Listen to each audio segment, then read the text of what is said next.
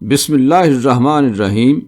یا اللہ تیرا شکر کہ تو نے آج کا دن دکھایا، مولا کریم ہمارے آج کے دن کو گزشتہ کل سے بہتر کر دینا، آمین۔ تو آج ہم 12 نومبر کی تاریخ کا جائزہ لے رہے ہیں۔ ہمارے پاس اس دن کے بارے میں انگریزی اور اردو دونوں ویکیپیڈیا مضامین ہیں، اور ارادہ یہی ہے کہ اس تاریخ سے جڑے کچھ اہم واقعات، شخصیات اور دلچسپ پہلوؤں کو سامنے لائیں۔ جی، اور یہ جو آج کے دن والے صفحات ہوتے ہیں نا، یہ اکثر تاریخ کے مختلف دھاروں کو ایک جگہ جمع کر دیتے ہیں۔ کبھی عالمی سطح کے بڑے واقعات، کبھی مقامی اہمیت کی خبریں، سب ایک ساتھ نظر آتی ہیں۔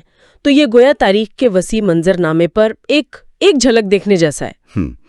ٹھیک، تو چلیں ماضی بعید سے شروع کرتے ہیں۔ 954 عیسوی میں لوتھیئر سوئم صرف 13 سال کے تھے جب وہ مغربی فرینچش بادشاہت کے تخت پر بیٹھے۔ 13 سال کافی کم عمری ہے۔ جی ہاں، اور پھر 1028 میں بیزانطینی سلطنت کی آئندہ ملکہ زوئے، انہوں نے رومان سوئم آرجیروس سے شادی کی اور اقتدار میں آپ کہہ سکتے ہیں شراکت دار بن گئی۔ اور تھوڑا آگے چلیں تو 1330 پوسادا کی جنگ ختم ہوئی۔ یہ ولاچیا جو آج کل رومانیہ کا حصہ ہے نا، اس کی تاریخ میں ایک اہم موڑ تھا۔ اچھا، کیسے؟ وہاں کے حکمران تھے بسارب اول۔ انہوں نے ہنگری کی ایک بہت بڑی فوج کو شکست دی، جس سے ولاچیا کی خود مختاری کو کافی تقویت ملی تھی۔ دلچسپ۔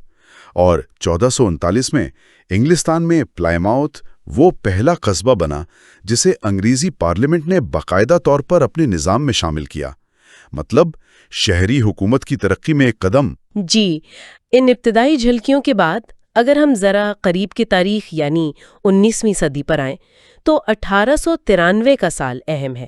اسی دن ڈیورنڈ لائن معاہدے پر دستخط ہوئے۔ ہاں، ڈیورنڈ لائن، اس نے افغانستان اور اس وقت کے برطانوی ہندوستان کے درمیان سرحد قائم کی۔ بالکل، اور یہ سرحد آج بھی پاکستان اور افغانستان کے درمیان موجود ہے، اور اس کے اثرات خاص طور پر سرحد کے دونوں طرف جو پشتون آبادی ہے ان پر آج تک محسوس کیے جاتے ہیں، اور یہ بعض اوقات تنازعات کا باعث بھی بنتی ہے۔ بالکل۔ اب 20ویں صدی کا رخ کرتے ہیں۔ 1918 میں پہلی جنگ عظیم کے خاتمے کے فوراً بعد وہ جو طاقتور آسٹرو ہنگیرین سلطنت تھی اس کا شرازہ بکھر گیا اور آسٹریا ایک جمہوریہ بن گیا۔ لیکن اسی دن ویانا میں ایک اور واقعہ بھی ہوا۔ ہاں، کیا ہوا؟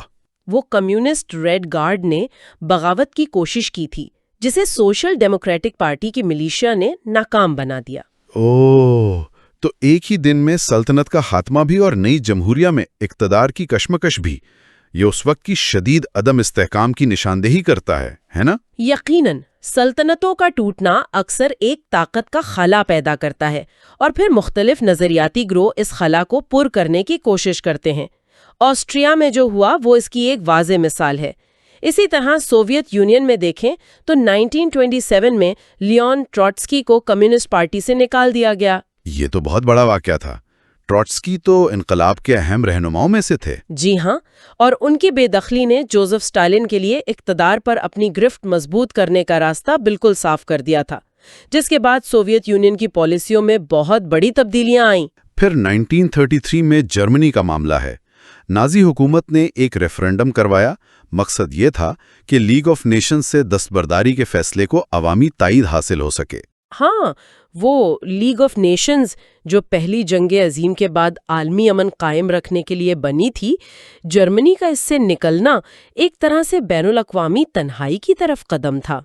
اور یہ تنہائی پھر مزید بڑھی۔ جی، 1938 میں اسی تاریخ کو نازی حکومت نے ایک فرمان جاری کیا جس کا مقصد تھا یہودیوں کو جرمنی کی معاشی زندگی سے مکمل طور پر بے دخل کرنا۔ انہیں کاروبار کرنے، دکانیں چلانے یا سامان فروخت کرنے سے منع کر دیا گیا۔ یہ یہودیوں پر بڑھتے ہوئے ظلم و ستم اور ان کی منظم محرومی کی جانب ایک انتہائی تشویشناک قدم تھا۔ اب دوسری جنگ عظیم کے دوران بھی 12 نومبر کو کئی اہم واقعات نظر آتے ہیں۔ 1940 میں گبون افریقہ میں جنگ کا اختتام ہوا۔ وہاں فری فرینچ فورسز نے، یعنی وہ فرانسیسی فوجی جو جرمن قبضے کے خلاف لڑ رہے تھے، ہاں بالکل، انہوں نے ویچی فرانس جو جرمنی کی حامی حکومت تھی ان کے وفادار فوجیوں سے لبرویل شہر چھین لیا۔ اسی دن ایک اور اہم سفارتی واقعہ بھی ہوا۔ سوویت وزیر خارجہ ویاتسلاو مولوٹوو برلن پہنچے۔ مقصد تھا جرمنی، اٹلی اور جاپان پر مشتمل ایکسس پاورز میں سوویت یونین کی ممکنہ شمولیت پر بات چیت کرنا۔ یہ بڑی دلچسپ چال تھی، خاص طور پر جب جرمنی اور سوویت یونین کے درمیان وہ عدم جارحیت کا معاہدہ بھی تھا، مولوٹوف ربینٹروپ۔ جی، لیکن یہ بات چیت کامیاب نہیں ہوئی۔ نہیں ہوئی ہے نا؟ نہیں، بالکل نہیں۔ اندرونی طور پر دونوں فریقین ایک دوسرے پر بھروسہ نہیں کرتے تھے۔ ان کے طویل مدتی مقاصد بالکل مختلف تھے۔ یہ ملاقات تو سوویت یونین اور جرمنی کے تعلقات میں بڑھتی ہوئی کشیدگی کا ایک اشارہ تھی، جو بالآخر 1941 میں جرمنی کے سوویت یونین پر حملے کی صورت میں ظاہر ہوئی۔ اور 1941 میں جنگ کا مشرقی محاذ وہاں تو شدید سردی تھی۔ ماسکو کے قریب درجہ حرارت -12 ڈگری سینٹی گریڈ تک گر گیا۔ -12؟ جی ہاں، اور سوویت فوج نے پہلی بار جرمن فوجیوں کے خلاف وہ اسکی ٹروپس یعنی برف پر پھسلنے والے دستوں کا استعمال کیا۔ اچھا، اسی سال بحرۂ اسود میں سیواستوپول کی جنگ کے دوران سوویت بحریہ کا کروزر چیرونا یوکرینا بھی جرمن بمباری سے تباہ ہو گیا۔ پھر 1942 میں بحرۂ عاقل میں گوڈل کینال کی وہ فیصلہ کن بحری جنگ شروع ہوئی۔ ہاں، وہ 3 دن تک جاری رہی اور اس میں امریکی بحریہ کو جاپانی بحریہ پر بہت اہم کامیابی ملی۔ اس نے جنگ کا پانسا پلٹنے میں مدد دی۔ اور پھر 1944 میں برطانوی رائل ایئر فورس کی ایک بڑی کامیابی۔ وہ ٹرپٹس والی؟ جی ہاں، ان کے لینکاسٹر بمبار طیاروں نے جرمنی کے طاقتور جنگی جہاز ٹرپٹس کو ناروے کے قریب سمندر میں ڈبو دیا۔ یہ جہاز اتحادیوں کے لیے، خاص طور پر روس کو سامان پہنچانے والے قافلوں کے لیے ایک بڑا خطرہ تھا۔ تو اسے ڈبونا واقعی ایک بڑی اسٹریٹجک کامیابی تھی۔ جنگ عظیم کے بعد 1948 میں ٹوکیو ٹریبونل نے اپنا فیصلہ سنایا۔ جی ہاں، یہ international military tribunal for the far east تھا۔ اس نے جنگ کے دوران جاپان کے کردار کا جائزہ لیا اور 7 اعلیٰ جاپانی فوجی اور حکومتی عہدیداروں کو جنگی جرائم کے الزام میں سزائے موت سنائی۔ ان میں جنگ کے وقت کے وزیر اعظم جنرل ہیدیکی توجو بھی شامل تھے۔ یہ نیورمبرگ ٹرائلز کی طرح جنگی جارحیت کے لیے احتساب قائم کرنے کی ایک کوشش تھی۔ اب کچھ نسبتاً حالیہ واقعات کی طرف آتے ہیں۔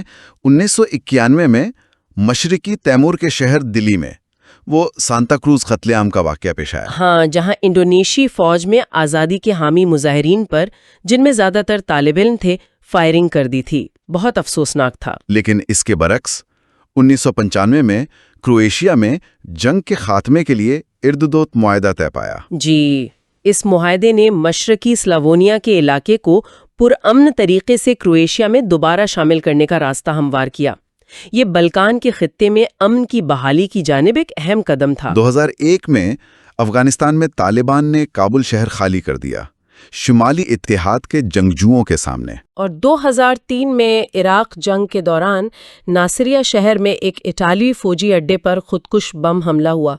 اس حملے میں کم از کم 23 افراد ہلاک ہوئے، جن میں 19 اٹالوی فوجی اور شہری شامل تھے۔ یہ عراق پر حملے کے بعد اٹلی کے لیے سب سے بڑا جانی نقصان تھا۔ اچھا، اب ذرا موضوع بدلتے ہیں اور دریافتوں، ٹیکنالوجی اور کچھ افسوسناک آفات کا ذکر کرتے ہیں۔ 1912 میں انٹارکٹیکا سے ایک بہت ہی دل دہلا دینے والی خبر آئی۔ وہ رابرٹ اسکاٹ والی؟ جی، قطب جنوبی کی مہم سے واپس نہ آنے والے برطانوی مہمجو رابرٹ فالکن اسکاٹ اور ان کے ساتھیوں کی منجمد لاشیں دریافت ہوئیں۔ وہ قطب جنوبی تک پہنچ تو گئے تھے، لیکن واپسی کا سفر مکمل نہ کر سکے۔ یہ انسانی ہمت اور فطرت کی بے رحمی کی ایک المناک داستان ہے۔ دوسری طرف 1936 میں اسی تاریخ کو امریکہ میں سان فرانسسکو اوکلینڈ بے برج کا افتتاح ہوا۔ یہ اس وقت دنیا کے سب سے لمبے پلوں میں سے ایک تھا اور انجینئرنگ کا ایک شاندار کارنامہ سمجھا جاتا تھا۔ وہ پل آج بھی استعمال میں ہے۔ اور 1954 میں نیو یارک ہاربر میں واقع Ellis island immigration station کو بند کر دیا گیا۔ یہ وہ جگہ تھی جہاں سے کروڑوں تارکین وطن امریکہ میں داخل ہوئے تھے۔ اس کا بند ہونا امریکی تاریخ میں امیگریشن کے ایک بڑے باب کے خاتمے کی علامت تھا۔ 1970 میں امریکہ کی ریاست اوریگون میں ایک بہت ہی عجیب واقعہ پیش آیا۔ ہاں، کیا تھا وہ؟ ساحل پر ایک بہت بڑی مردہ ویل بہہ کر آ گئی تھی۔ حکام نے اسے ٹھکانے لگانے کے لیے دھماکہ خیز مواد استعمال کرنے کا فیصلہ کیا۔ نتیجہ یہ ہوا کہ ویل کے ٹکڑے دور دور تک پھیل گئے، کچھ تو گاڑیوں پر بھی گرے۔ یہ واقعہ پھٹنے والی ویل کے نام سے مشہور ہوا اور شہری منصوبہ بندی میں ناکامی کی ایک مذاقیہ خیز مثال بن گیا۔ یہ تو واقعی بہت عجیب ہے، لیکن یہ سوچ کر حیرت ہوتی ہے کہ اسی دن 12 نومبر 1970 کو دنیا کے دوسرے حصے میں یعنی مشرقی پاکستان جو اب بنگلہ دیش ہے، وہاں بھولا نامی سمندری طوفان ٹکرایا۔ او خدایا، وہ تو تاریخ کا سب سے ہلاکت خیز طوفان ثابت ہوا، جس میں اندازاً 3 سے 5 لاکھ افراد جی ہاں، اپنی جانوں سے ہاتھ دھو بیٹھے۔ ایک طرف ایک تقریباً مزاحیہ واقعہ، دوسری طرف ایک ناقابل تصور انسانی المیہ۔ ایک ہی تاریخ کتنے متضاد واقعات سمیٹے ہوئے ہے۔ بالکل، یہ تاریخ کی ناقابل پیشن گوئی نوعیت کو ظاہر کرتا ہے۔ اسی تاریخ کو خلا میں بھی اہم پیش رفت ہوئیں۔ 1980 میں ناسا کا خلائی جہاز وائجر 1 زحل کے پاس سے گزرا۔ جی، زحل سیارے کے قریب سے گزرا اور اس کے مشہور حلقوں کی پہلی تفصیلی تصاویر زمین پر بھیجیں۔ ان تصاویر نے زحل کے بارے میں ہمارے علم میں انقلاب برپا کر دیا تھا۔ اور 1981 میں اسپیس شٹل کولمبیا نے اپنا دوسرا مشن STS-2 کامیابی سے مکمل کیا۔ یہ پہلا موقع تھا کہ کسی انسان بردار خلائی جہاز کو مرمت کے بعد دوبارہ خلا میں بھیجا گیا تھا۔ STS یعنی اسپیس ٹرانسپورٹیشن سسٹم، یہ ناسا کے شٹل پروگرام کا نام تھا۔ پھر 1995 میں space shuttle Atlantis mission STS-74 تھا۔ اس نے روسی خلائی اسٹیشن میر کے لیے ایک ڈاکنگ ماڈیول پہنچایا۔ یہ امریکہ اور روس کے درمیان خلائی تعاون کی ایک اہم مثال تھی۔ اور 2014 میں یورپی خلائی ایجنسی کے روزیٹا مشن کا ایک چھوٹا سا حصہ فلے نامی لینڈر کامیابی سے ایک دمدار ستارے کومیٹ 67P کی سطح پر اترا۔ یہ تاریخ میں پہلی بار تھا کہ کسی خلائی جہاز نے کسی دمدار ستارے پر سافٹ لینڈنگ کی۔ واہ، کیا بات ہے۔ اور زمین پر ٹیکنالوجی کی بات کریں تو 1990 میں اسی دن ٹم برنرز لی نے ورلڈ وائڈ ویب WWW کے لیے اپنی باضابطہ تجویز شائع کی۔ اور کون جانتا تھا کہ یہ تجویز ہماری دنیا کو اس قدر بدل دے گی؟ بالکل۔ لیکن ٹیکنالوجی کے ساتھ حادثات کا خطرہ بھی رہتا ہے۔ 1996 میں بھارت میں نئی دہلی کے قریب فضا میں 2 طیاروں کے درمیان وہ خوفناک تصادم ہوا۔ ہاں، وہ سعودی عربین ایئر لائنز کا بوئنگ 747 اور قازقستان ایئر لائنز کا کارگو طیارہ۔ جی، ایلیوشن IL-76۔ اس حادثے میں دونوں طیاروں میں سوار تمام 349 افراد ہلاک ہو گئے۔ یہ تاریخ کا سب سے ہلاکت خیز فضائی تصادم ہے۔ بہت افسوسناک۔ 1999 میں ترکی کے شمال مغربی علاقے دزجے میں شدید زلزلہ آیا جس میں 800 سے زائد افراد جاں بحق ہوئے۔ 2001 میں ایک اور فضائی حادثہ پیش آیا۔ نیو یارک کے جان ایف کینیڈی ایئرپورٹ سے اڑان بھرنے کے فوراً بعد امریکن ایئر لائنز کی پرواز 587، وہ ایک ایئر بس A300 طیارہ تھا، رہائشی علاقہ کوئنز میں گر کر تباہ ہو گیا۔ اس میں جہاز میں سوار تمام 260 افراد اور زمین پر موجود 5 افراد ہلاک ہوئے۔ لیکن اسی دوران ٹیکنالوجی کی ترقی بھی جاری رہی۔ 2003 میں چین میں شنگھائی ٹرانس ریپڈ ٹرین نے 501 کلومیٹر فی گھنٹہ کی رفتار حاصل کر کے کمرشل ریل سروس کا عالمی ریکارڈ قائم کیا۔ اور بالکل حال ہی میں 2022 میں امریکہ کے شہر ڈیلس میں ایک ایئر شو کے دوران 2 تاریخی جنگی طیارے، دوسری جنگ عظیم کا مشہور B-15 فلائنگ فورٹریس بمبار اور ایک P-63 کنگ کوبرا لڑاکا طیارہ فضا میں ٹکرا گئے، جس کے نتیجے میں عملے کے 6 ارکان ہلاک ہوئے۔ اب کچھ ان مشہور شخصیات کا ذکر کرتے ہیں جو 12 نومبر کو پیدا ہوئی ہیں۔ فہرست واقعی متاثر کن ہے، جیسے 1815 میں الزبتھ کینڈی اسٹینٹن جو امریکہ میں خواتین کے حقوق کی جدوجہد کی بانیوں میں سے ہیں۔ 1817 میں بہاء اللہ جو بہائی مذہب کے بانی ہیں۔ 1840 میں آگسٹ روڈن، فرانس کے عظیم مجسمہ ساز۔ اور 1866 میں سن یات سین جنہیں جمہوریہ چین کا بانی مانا جاتا ہے۔ تائیوان میں آج بھی ان کا یوم پیدائش منایا جاتا ہے۔ یہ فہرست واقعی بہت متنوع ہے۔ اس میں سماجی کارکن، مذہبی رہنما، فنکار اور سیاسی رہنما سب شامل ہیں۔ یہ ظاہر کرتا ہے کہ اس ایک دن پیدا ہونے والوں نے انسانی تاریخ پر کتنے مختلف طریقوں سے اثر ڈالا ہے۔ مثال کے طور پر میکسیکو کی 17ویں صدی کی شاعرہ اور عالمہ خوانا انیس ڈے لا کروز، پیدائش 1651، وہ بھی اسی دن پیدا ہوئیں، جو اپنے زمانے کی غیر معمولی دانشور تھیں۔ بالکل، اور بھی کئی نام ہیں، جیسے 1929 میں گریس کیلی، ہالی ووڈ کی مشہور اداکارہ جو بعد میں مونیکو کی شہزادی بنی۔ 1940 میں امجد خان، بھارتی فلموں کے لازوال ولن گبر سنگھ۔ ہاں، 1945 میں نیل ینگ، کینیڈا کے مشہور موسیقار۔ 1961 میں نادیا کومانچی، رومانیہ کی وہ جمناسٹ جنہوں نے اولمپکس میں پہلی بار پرفیکٹ 10 کا سکور حاصل کیا تھا۔ جی، اور آج کے دور کے مشہور اداکار رائن گوسلنگ 1980 اور این ہیتھوے 1982 بھی اسی دن پیدا ہوئے ہیں۔ فنون لطیفہ، سیاست، کھیل، مذہب، زندگی کا کوئی شعبہ ایسا نہیں جس میں اس دن پیدا ہونے والی شخصیات نے اپنا کردار ادا نہ کیا ہو۔ اب ان چند شخصیات کا ذکر جو 12 نومبر کو اس دنیا سے رخصت ہوئیں۔ 1035 میں کنوت دی گریٹ، جو ڈنمارک، ناروے اور انگلینڈ کے بادشاہ تھے۔ 1865 میں الزبتھ گاسکل، مشہور انگریزی ناول نگار، اور ہمارے اردو ماخذ کے مطابق 1966 میں اردو کے منفرد لب و لہجے کے شاعر شکیب جلالی نے بھی اسی تاریخ کو خودکشی کی۔ شکیب جلانی کی وفات اردو شاعری کے لیے ایک بڑا نقصان تھا۔ ان کی شاعری میں خاص طرح کی تازگی اور جدید حسیت پائی جاتی ہے۔ یقیناً دیگر اہم وفیات میں 1981 میں امریکی اداکار ولیم ہولڈن، 1994 میں ولما روڈولف، جنہوں نے پولیو سے متاثر ہونے کے باوجود 3 اولمپک گولڈ میڈل جیتے تھے، اور 2018 میں کامک بکس کی دنیا کے بے تاج بادشاہ مارول کامکس کے تخلیق کار سٹین لی۔ جی، پیدائشوں کی طرح وفیات کی یہ فہرست بھی ہمیں تاریخ کے مختلف ادوار اور شعبہ زندگی کی سیر کراتی ہے۔ اب کچھ ان واقعات کا ذکر جو خاص طور پر پاکستان سے منسلک ہیں، جیسا کہ ہمارے اردو ماخذ میں بیان کیا گیا ہے۔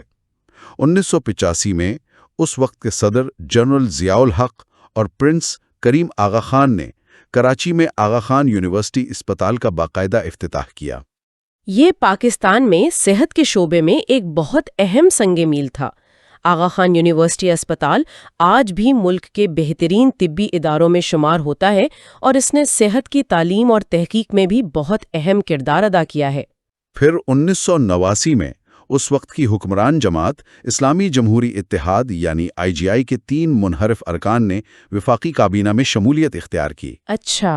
اور 1992 میں اپوزیشن اتحاد پاکستان ڈیموکریٹک الائنس PDA نے اپنا حکومت مخالف لانگ مارچ ختم کرنے کا فیصلہ کیا، جبکہ اسی دن اس وقت کے وزیر اعظم نواز شریف نے ڈیرہ اسماعیل خان میں ایک عوامی جلسے سے خطاب کیا۔ یہ واقعات پاکستان کی 80 اور 90 کی دہائی کی سیاسی صورتحال کی عکاسی کرتے ہیں۔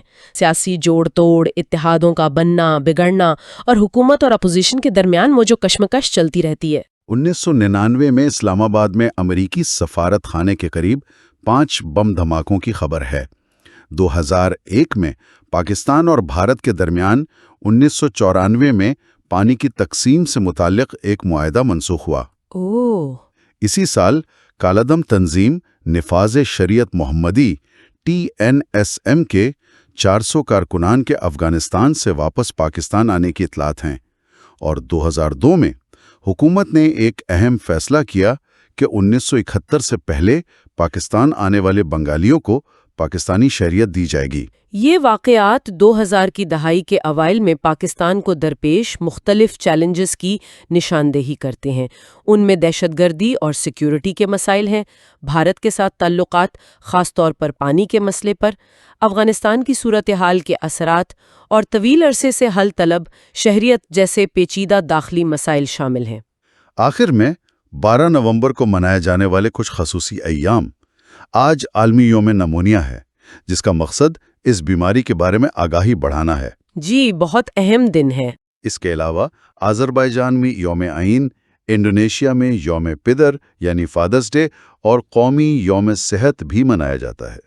مشرقی تیمور میں قومی یوم نوجوان، اور تائیوان میں ڈاکٹر سن یات سین کا یوم پیدائش۔ یہ بین الاقوامی اور قومی دن ہمیں صحت عامہ، قومی شناخت یا معاشرے کے مخصوص طبقوں کی اہمیت یاد دلانے کا کام کرتے ہیں۔ تو یہ تھا 12 نومبر کی تاریخ کا ایک جائزہ۔ ہم نے صدیوں کا سفر کیا، سیاسی تبدیلیوں سے لے کر جنگوں اور معاہدوں تک، ٹیکنیکی ایجادات سے لے کر قدرتی آفات تک، فن و ثقافت کی جھلکیوں سے لے کر انسانی زندگی کے عروج و زوال تک۔ واقعی ایک دن میں کتنی کہانیاں پوشیدہ ہوتی ہیں۔ جب ہم کسی ایک تاریخ کو اس طرح دیکھتے ہیں تو اندازہ ہوتا ہے کہ دنیا کتنی آپس میں جڑی ہوئی ہے اور انسانی تجربات کتنے متنوع ہیں۔ ڈیورنٹ لائن سے ورلڈ وائڈ ویب تک، بھولا طوفان کی تباہی سے زحل کے حلقوں کی خوبصورتی تک، سب اسی ایک دن کے ساتھ منسلک ہیں۔ اور اس سب کو ذہن میں رکھتے ہوئے ایک سوال پیدا ہوتا ہے۔ آج جب ہم یہ گفتگو کر رہے ہیں، ہمارے اپنے دور کے 12 نومبر کو دنیا میں جو کچھ ہو رہا ہے، چاہے وہ کوئی سیاسی پیش رفت ہو، کوئی نئی سائنسی دریافت، کوئی سماجی تحریک یا کوئی بڑا عالمی واقعہ، ان میں سے وہ کیا چیزیں ہیں جو آنے والی نسلیں یاد رکھیں گی؟ آج کی کون سی سرخیاں کل کی تاریخ بنیں گی؟ یہ سوچنے کی بات ہے۔